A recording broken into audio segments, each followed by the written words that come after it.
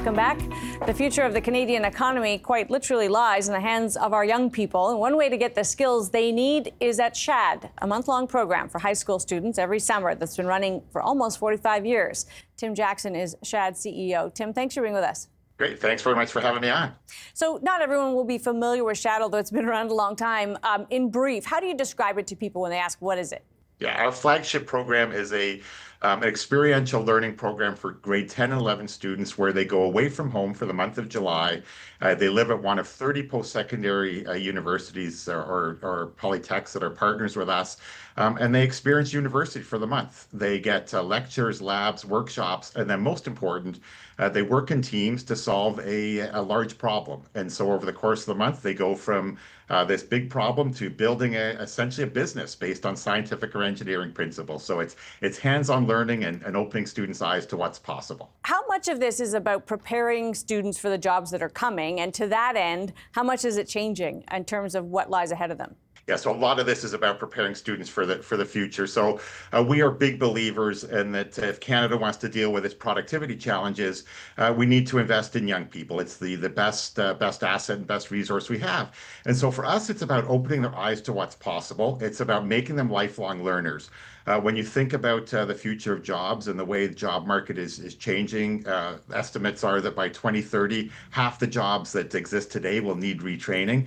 And so we think it's important that we get to people at high school very young and teach them how to become lifelong learners, use experiential learning as a way to prepare them not just for their post-secondary careers, but then on how to iterate once they're out in the workforce. And I think that's how we overcome some of the productivity challenges that we have as a country. What are some of the metrics you would look at in terms of how you measure your own success? Is Shad working or not? Yeah, so Shad is very much a focused on, how do you take a young person? How do you say what opportunities are potential for you? And how do you experience and experiment with things that might not have been first nature? So I love, for example, where I will run into someone who has been out of the program, is now a medical doctor. And we'll say to them, how did you end up in the medical profession? And they'll say, well, I thought I wanted to be an engineer, went to Shad, was exposed to health sciences and life sciences, and it changed my whole trajectory. Or I get someone who says, I decided I want to be an entrepreneur. I didn't even know that was a valid career decision. And they're building a business, employing other Canadians. And so it's all around how do we open their opportunities and open their eyes to what's possible and change their trajectory. And to me, that's a large part of how we measure, are people adapting and iterating throughout their both post-secondary and then their job careers. And it's fair to say, lifelong learning will be more important as we see new technologies taking the jobs we know of today, right? Yeah, absolutely.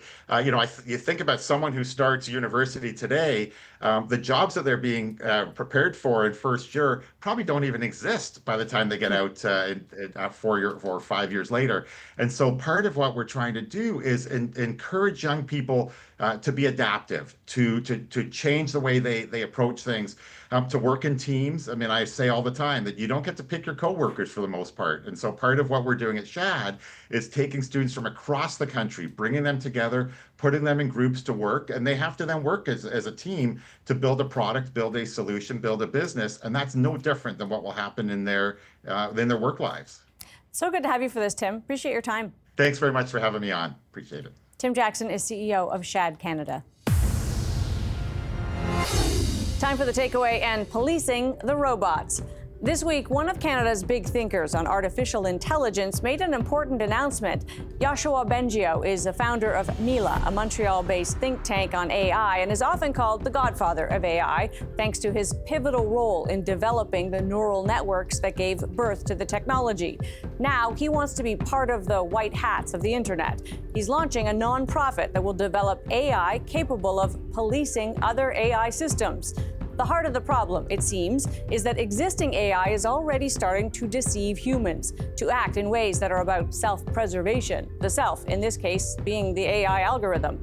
Since the latest generation of AI tools will be self-starting, AI agents, which can act and behave independently of their creators, the risk of rogue behavior is shooting up. Bengio's Law Zero will take funding of about $30 million and develop a system they call Scientist AI, the sole purpose of which is to create guardrails to protect humanity from the machines we're creating. The use of AI is exploding in the world. ChatGPT claims 400 million active weekly users and growing fast, but that's nothing compared to the explosion that could be coming as so-called agentic AI tools are created and deployed. These tools will have that element of self-starting to them, capable of completing a series of other tasks using computer tools and networks. As they become more sophisticated, the potential for harm also grows. It's a wake-up call for all of us when one of the people who understands this technology best is sounding the alarm, and perhaps grounds for optimism that he also believes the technology itself can be the solution. Either way, it's high time citizens and their governments took notice of how this technology is rolling out. AI can be both an incredibly powerful tool for good, solving complex problems that have eluded the human brain, but it can also be a tool that in the wrong hands can be abused. And of course, an algorithm that theoretically at least could outsmart us altogether and begin to make decisions for itself. My takeaway? It's time to stop letting artificial intelligence happen to us and take control of how it's deployed. It may be moving fast, but for now at least, it is still in human control. That's Taking Stock for this week. I'm Amanda Lang. Thanks for being with us.